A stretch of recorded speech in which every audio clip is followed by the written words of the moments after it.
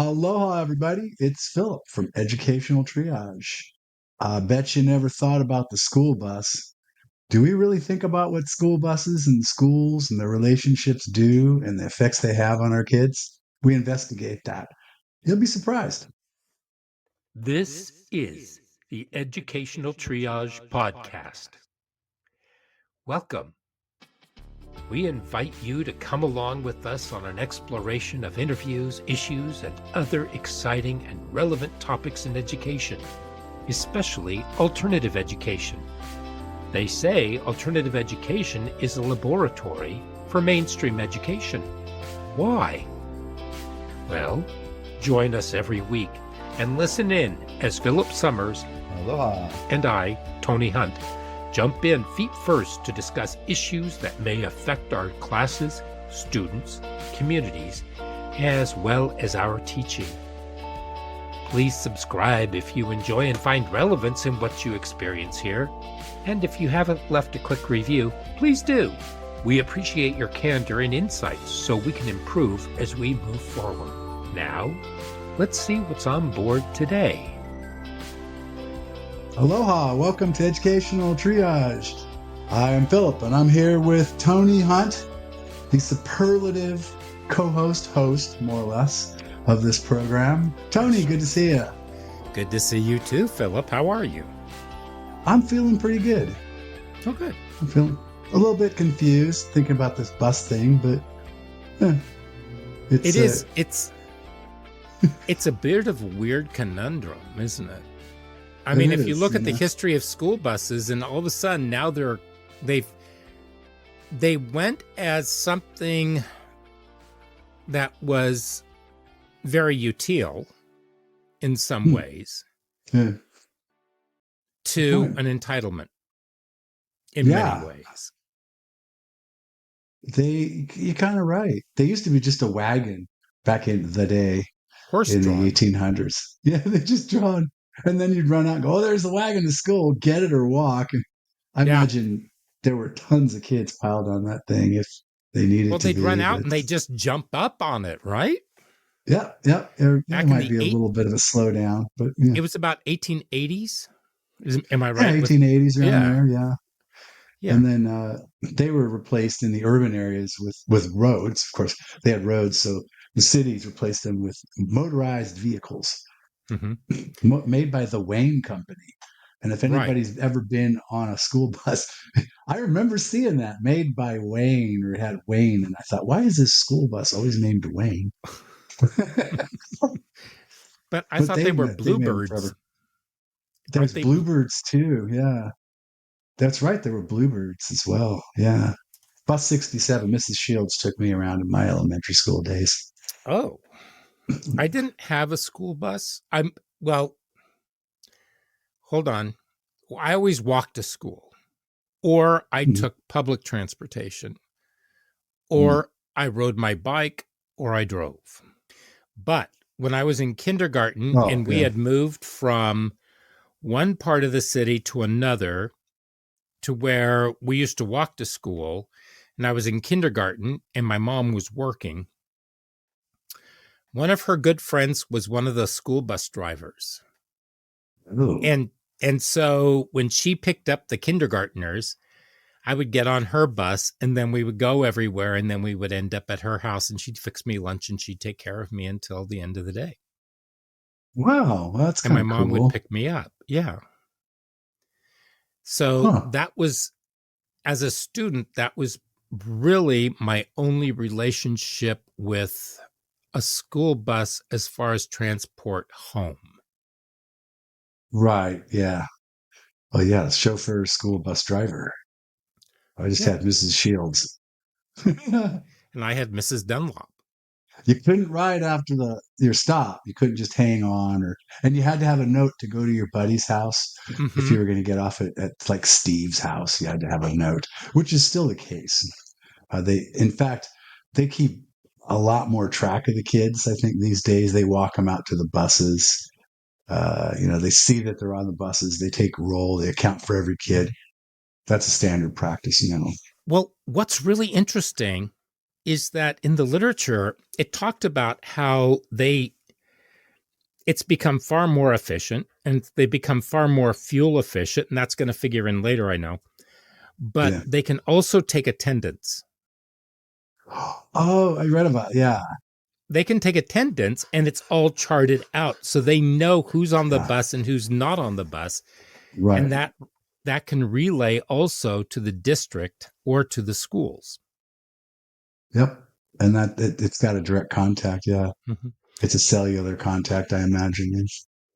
something something I don't Yeah. know, but the evolution of the school bus, where it was just a handful of kids who would be on there, Hmm.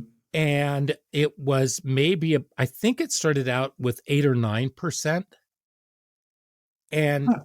at its greatest it was 61 point some odd percent, and now it's just below 60% Hmm.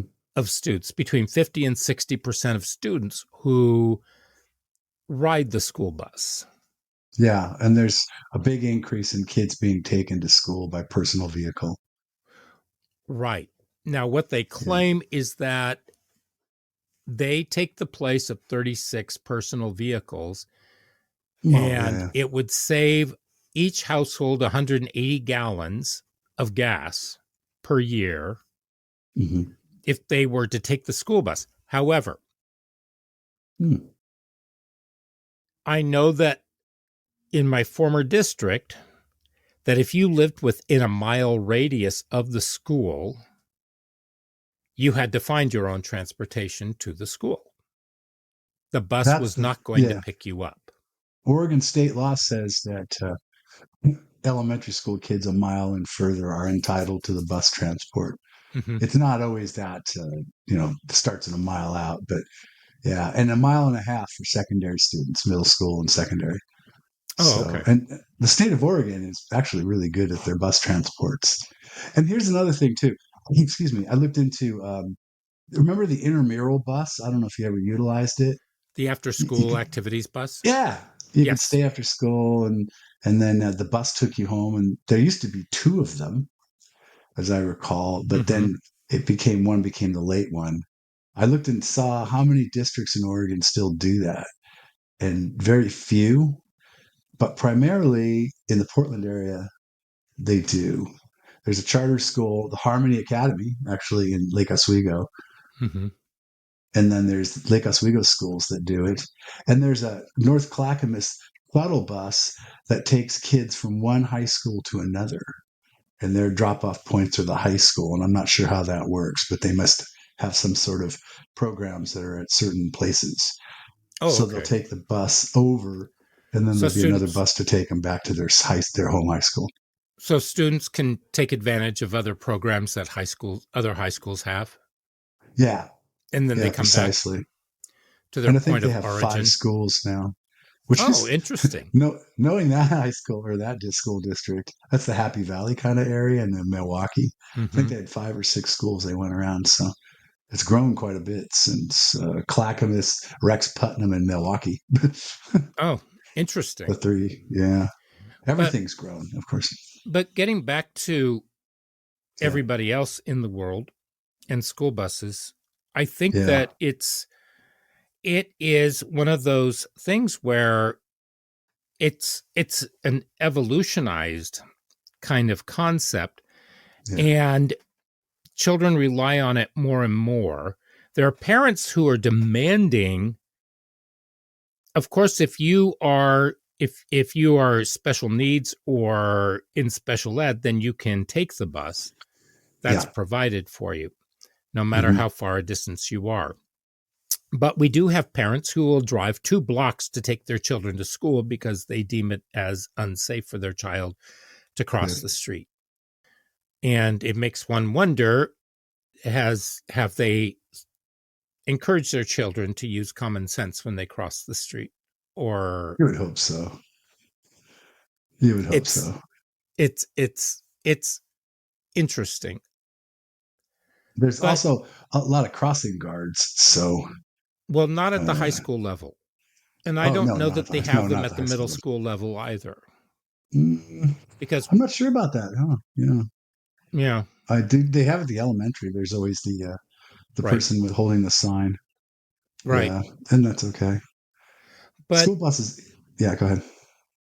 well, I'm just wondering, I don't see it as anything that would be seen out of the ordinary anymore to have crossing guards for middle school students, considering how, and it's just an observation at how much we tend to, I guess, coddle or infantilize our students and think that they're going to be in terrible danger because they can't think for themselves and they Hmm. can't understand how a crosswalk works, or, and yeah, there are crazy drivers, but that has never changed.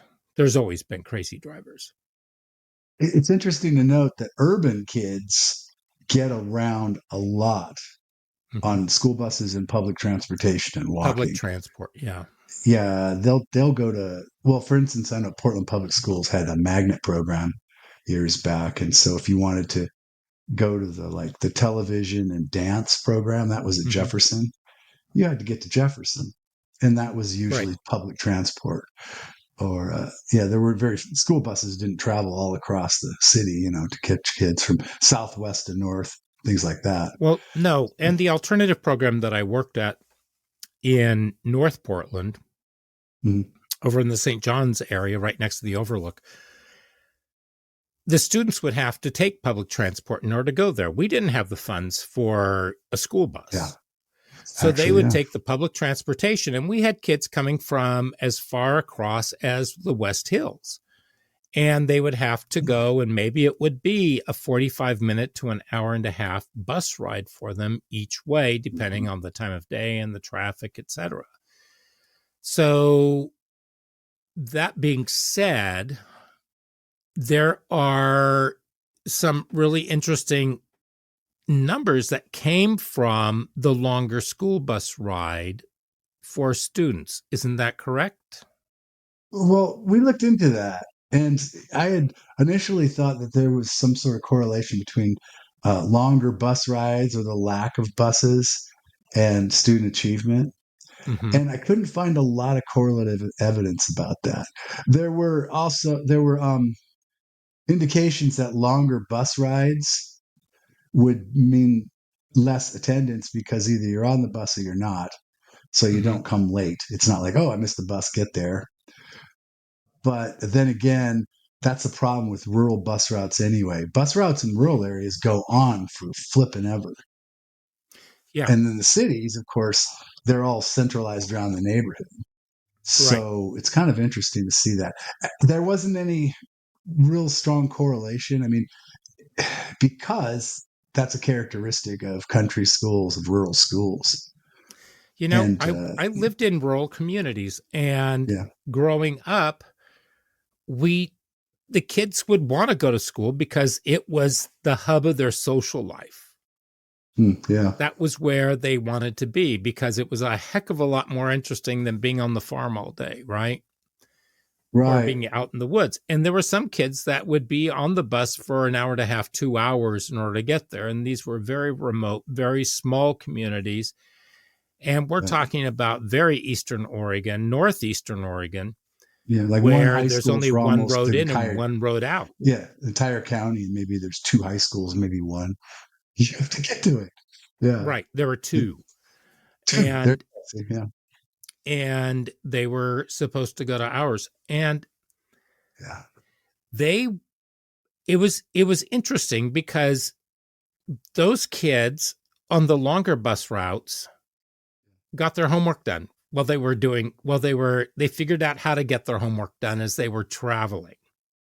And Yeah, and so it was yeah. kind of like embedded there. And I kind of likened it to when I was working in the Bay Area and I used public transport a lot because when I lived in the city and I worked in Oakland, I would use the BART and then the Caltrans, and whatever I was on, and I would get a lot of work done, or I would get a lot of reading done. There was just, I mean, there's only so long that you really want to be sitting there staring out the window or closing your eyes and going to sleep because it doesn't really do you any good. Mhm. So a lot of kids That's, figured that yeah, out.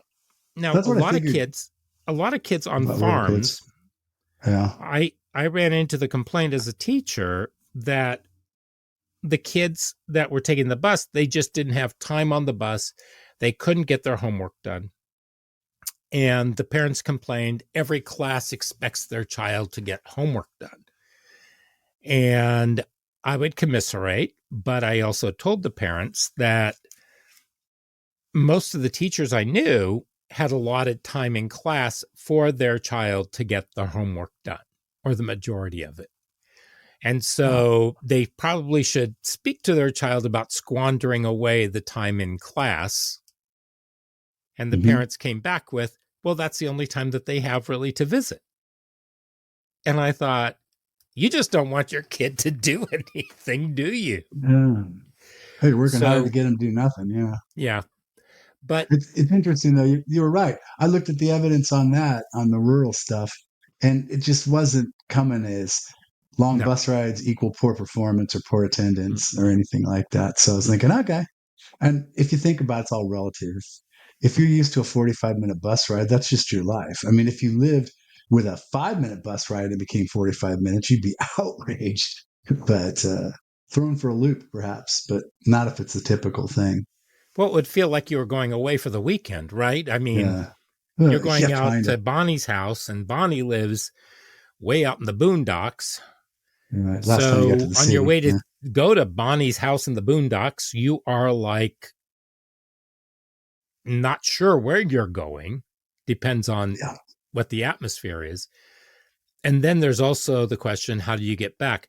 Now, it's also relative to how old you are when you're on that bus, because what may seem like a long journey, I figured this out because I went back to one of my old hometowns Mm-hmm. a few years ago. And as I was driving around, I just remembered riding my bike around that town. And here I am. Yeah. I'm back there almost 30 years later, and I am totally lost. I'm looking for the big hills. The big hills are not the big hills They weren't big anymore. hills. I know my Yeah. neighborhood. I know that it's changed. I've seen the pictures. I've looked at the maps and everything. But I am, by golly, I am just having a terrible time trying to figure this place out anymore Yeah. because things just aren't the same terrain and it doesn't fit like it did in my memory. So it's all relative to your age. So what seems like a really steep hill is not really a steep hill. Yeah. Right. It's all relative. Eh? Right. It's funny. When I was a kid, time went so slow. And then now I'm reading that it does actually sort of speed up as you get older. But Mm-hmm. yeah, when I was a kid, 15 minutes seemed like a long time. That school bus ride, which is shoot a mile and a half from the school, seemed to take a long time. Yeah. Here's the real reason why we actually got into this topic though was Yeah. because people are demanding to know why school transportation dictates the schedules for Mhm. schools. Yeah. Do they know that? Do people know that? It's the reason that you can't easily, change school schedules. You can't get everybody everywhere all at once. Right. Yeah. Because the bus barn, as it's Yeah. so fondly thought of, has to determine the best course of action for them to get all the wee ones, all the middle ones, and all the big ones to their locations at the proper time. So if we Hmm. tweak things Yeah. by 5 minutes, that's kind of okay. If you do it by 10 or 15, then we're going into dodgy waters. Right. And So forget you about starting high schoolers like later because, they need more sleep and all. Yeah. Well, somebody's got to go earlier then. so then they make it Yeah. the tiny tots have to go to school early then. Yeah. That's what they And usually so try they to kind do. of in that district they flip the script. So the tiny tots Yeah. start at 7:30 and the older kids start at 9. Kinda, yeah. And there's some crazy schedules where middle schoolers they start at like 9:30 and they're done at 4:30 or something. And Hmm. that's just like this. If I was a middle school kid, I'd be like, huh, what are you going to do with your mornings? What will your parents do with the morning? But there you go.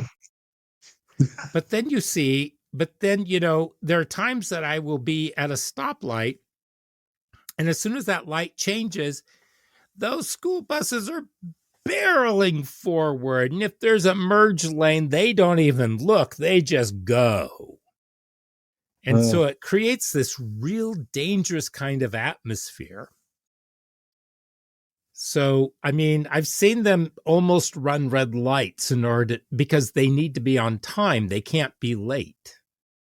that's And you right. have a lot of kids that just simply nobody contacts anybody. The bus waits a prerequisite amount of time or Hmm. a requisite amount of time, and then they go. And then people are mad because their kid was 1 or 2 minutes late. Well, I mean, the driver has a Yeah. schedule and you're not the only person there. It's not a limo. There's procedures too for that Hmm. in many districts. What if the bus is late? What do you do? And in an attempt to thwart, multiple calls to the school.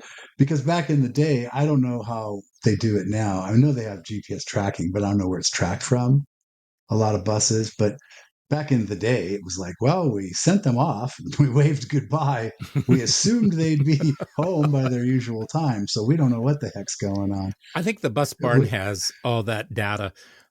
I think they do now, yeah. The interesting thing is you always end up with these wonky days whenever there's a snow and ice day, Oh, yeah, yeah, because yeah, districts don't always have their heads together. And I know yeah. on the East Coast it's a different story than in the Midwest, and here on the upper west, up in the Pacific Northwest, we have ice storms, and we're also incredibly hilly. So I know that Hmm. y'all get a lot of laughs watching the videos from our winters where cars will be drifting down the hill and they can't stop, Yeah, that's, and yeah. and then they'll slam into a car that's parked and that car will continue to slide down. Well, that's because we have ice, and even a thin sheet of ice will it takes away all the odds. Well, I wanted to mention that. So you're in your district, and you go on the snowcast, and it's okay out there. Here in this area in the Pacific Northwest, it can be treacherous in one area and nothing in the next, and the hills are always covered, and you don't see any snow or ice, and then you see that your school day's been canceled or delayed. The reason is that somewhere in your district there was a hill that made it impossible for one or two bus routes to get any kids. So everybody in the whole district is going to be on that schedule. That's how it happens that way. Well, Yeah. Portland has it because the east side is much flatter, and so they will Yeah. cancel classes on the west side and keep classes on the east side. That's true. It's hills on the west and flat on the east. Yeah. But And there's lots of roads. It's very urban. So but the it problem does is take is care that of things the quicker. district is the one that cancels the school and cancels Hmm. everything, and the buses need to be chained up. They need to have their stuff. But like I said, Yeah. ice. We had about a block away from me, and I know the bus driver who recounted the story to me. And a teacher I worked with lives about 3 blocks from me at the bottom of this hill where the bus driver was picking up kids, and it got icy really fast, and all of a sudden the bus Mm. is sliding down the hill despite the precautions that the bus barn had taken with the Oh, bus. man. And so parents were absolutely furious, but what do you do? So if Yeah. I think the best thing for parents in that kind of case is if you're not willing to drive in this weather, don't put your kids on the school bus. Don't send them to school, That's true too. Yeah. because Even if I there is think that school, they you might be believe in a bad that place. people believe that public transportation and school transportation are infallible and that they should be able to transport Yeah. people. Well, there's inclement weather that just doesn't work. But Yeah. what they found what they stated in the data, though, too, was that students had a 0.14 deviation upwards in reading and math by taking the school bus. And those are the longer rides, right? But there was no correlation It with didn't say about the mathematics. It didn't say the longer rides, so Oh, I'm it not didn't? sure. Okay. No, it wasn't. And then there's also, Oh, and you're this right. is And so I'm sorry, that was the data on the longer rides. Yeah, okay. you're right. Okay, you're right. But then they also That had is data, foggy. Yeah. right. And then they also had data on student academic improvement when they replaced older buses, the ones that get all fumy, with the newer Yeah, buses that don't get all fumy. I did want to get into that subject with the generations because how many people out there, raise your hand, can remember how stinky those buses were? Mm-hmm. Turns out they were kind of unhealthy. They may have been not good for us. They didn't care. Of course, there were no seatbelts then either, as I recall. And we were just told not to run down the aisle, but Right. we kind of did. I knew better because I ended up on my face once. I said, yeah, I'm not going to do that again. But yeah, they used But to make us. It's but interesting because the data did show that if you were on a more modern school bus, that yeah, there were less instances of sicknesses and things like that. It didn't actually come up with a conclusive no. finding on that, but there was a lot of evidence saying obviously the newer and the cleaner the school bus, the better off Mm-hmm. you'll be. Yeah. And at first, when I was reading that report, I was thinking, does this have something to do with an environmental impact on your self confidence, on the way that you view yourself? But no, Right. it didn't have any of that. Maybe it was the lack of carbon monoxide going to your brain during that time, or I don't know. Well, they'd set out in the parking lot a lot of times too. As I recall that sometimes the buses would be turned off, but sometimes they'd be running, and kids are like kind of tailpipe level.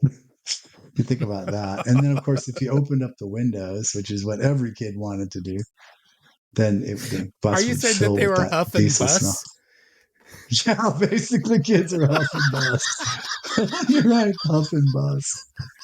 And to this day, if I smell a bus go by with that diesel exhaust, it makes me smell or it makes me think of Paris, France, because their buses were really stinky. But isn't that weird?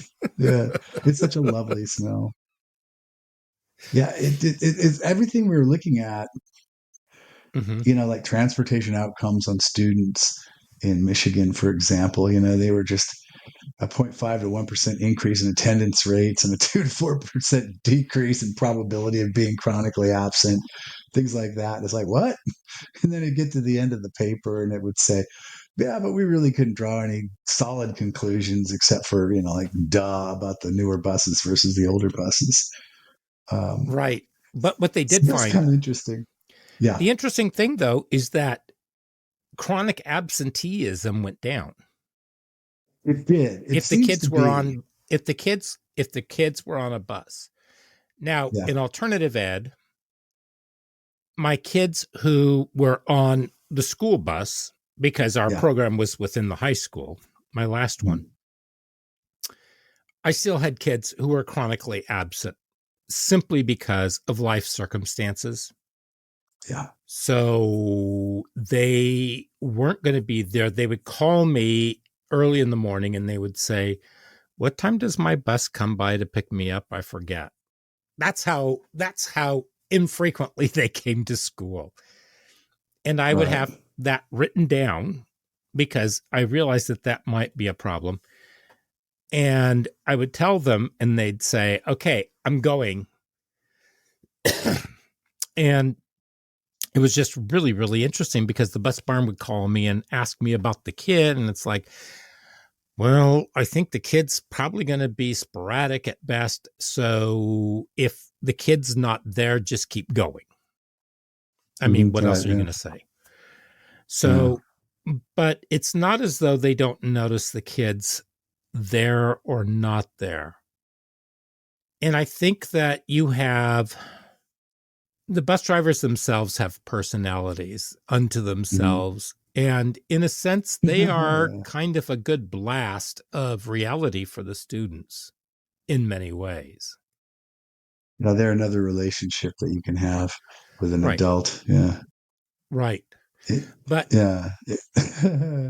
Local but I'm people. just curious about, there is no data that talks about why districts allow the transportation to drive Yeah. their agendas.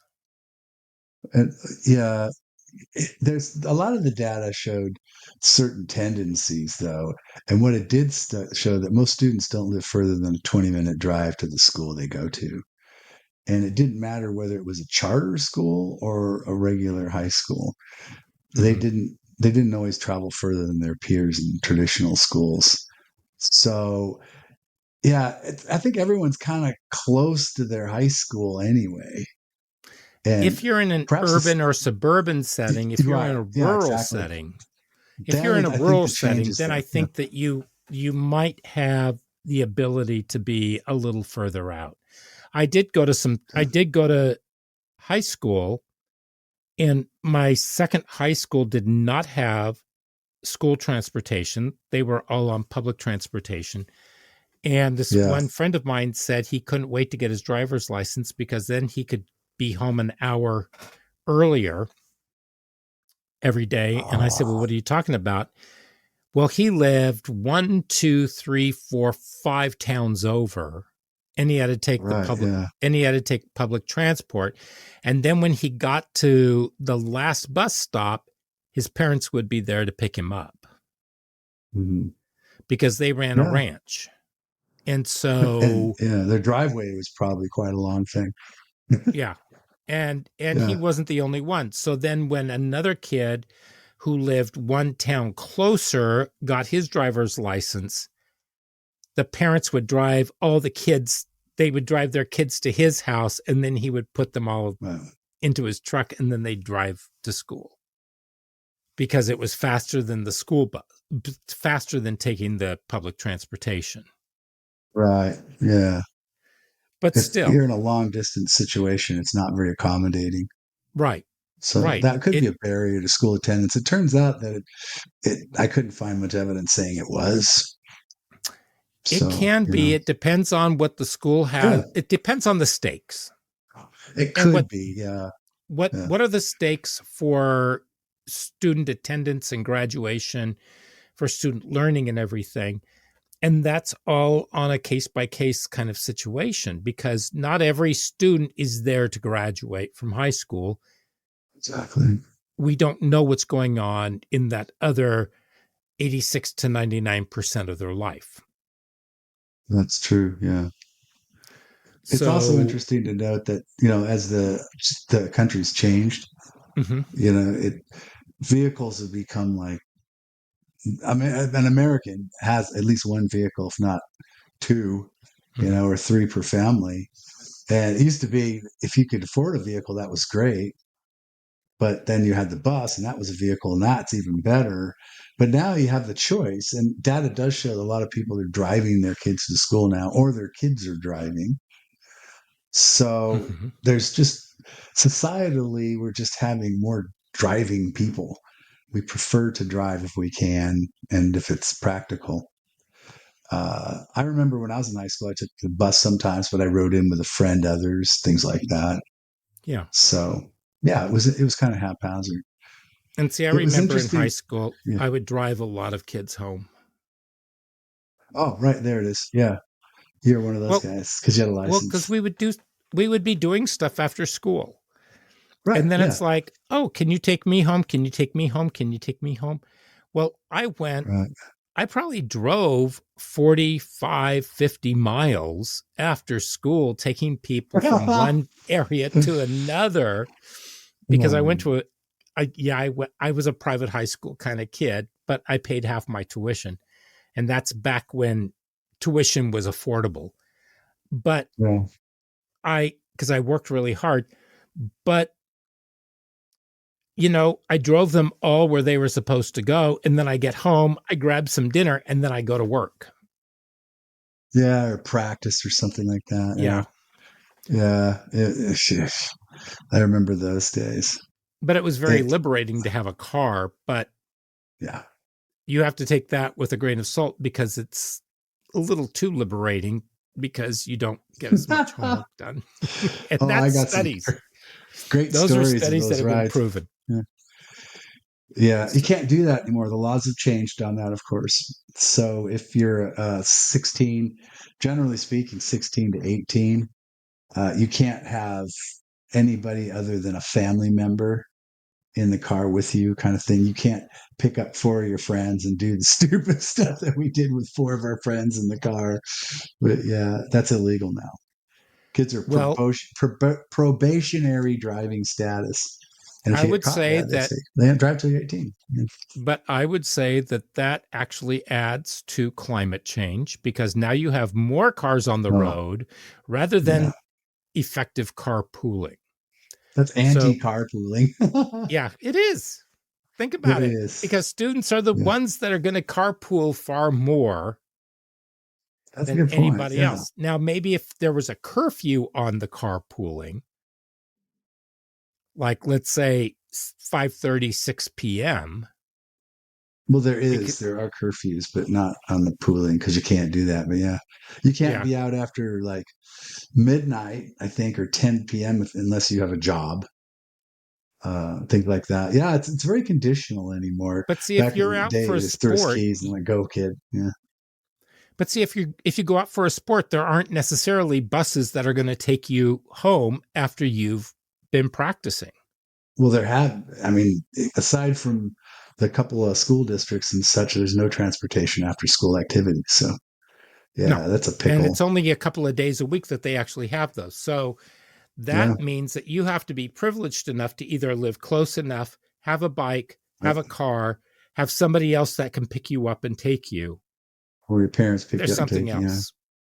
So it's, Uh, yeah, it's a little funky. But school buses are kind of a weird little organism that they are. does this weird dictation around education. And people will say, well, we have to have them. But should something that isn't really integral to the learning process, Yeah. should But that it's integral actually to the be, whole foundation. Yeah. yeah, I mean, school buses are definitely a big, important part of the school system. And they sort of sit on their own there. Yeah. yeah. So I'm going to ask the listeners, what do you think? Let us know. Yeah. Because this is really a funky area for us to be looking into. Mm-hmm. But I'm going to wrap this up. Yeah. Because yeah, I like it. because next week we're going to take on something heady. We're going to What? ask whether or not education is killing the American dream. So make sure that you're subscribed. Make sure that you keep up with us, and we will see you then. So until then, keep your feet on the ground while you reach for the stars. Philip, thank you very much. Aloha, Tony. Thank you. And until next week, adios. Bye-bye.